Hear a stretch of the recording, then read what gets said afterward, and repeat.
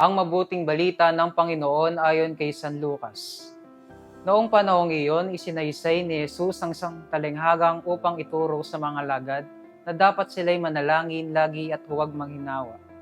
Sa isang lungsod, wika niya, may isang hukom na hindi natatakot sa Diyos at walang taong ginagalang. Sa lungsod ding iyon ay may isang babaeng balo na punta sa hukom at humihingi ng katarungan. Tinanggihan siya ng hukom sa loob ng ilang panahon.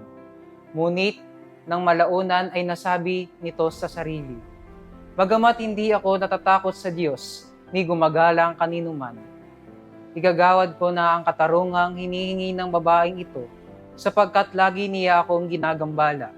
Baka pa ako mainis sa kapaparito niya."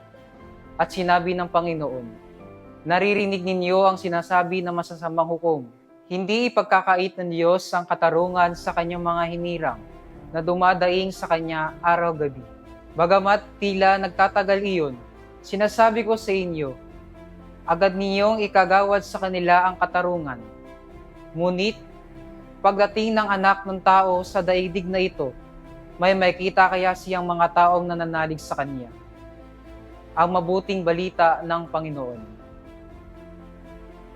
Ang pagdarasal at pagtitiyaga ay mahalaga sa aking espiritual na buhay dahil ito ang ugnayan ko sa Diyos sa aking pag-iral. Ang Diyos ay isang makatarungan at mapagmahal na Ama na handang tumulong sa akin. Tama lang na ako ay magdasal at magtiyaga sa aking mga panalangin, tulad ng ginawa ng balo, higit sa panahon na nalalapit ako sa tukso at sa mga pagsubok sa aking buhay. Lagi na akong tinatawag ng Diyos na magtiwala sa Kanya na isang makatarungan at mapagmahal na Ama na handang tumulong sa akin sa aking pangangailangan araw-araw. Ama naming nasa langit, tulungan mo po ako magdasal at magtiyaga sa aking mga panalangin tulad ng Panginoong Hesus na laging nakikipag-ugnayan sa iyo.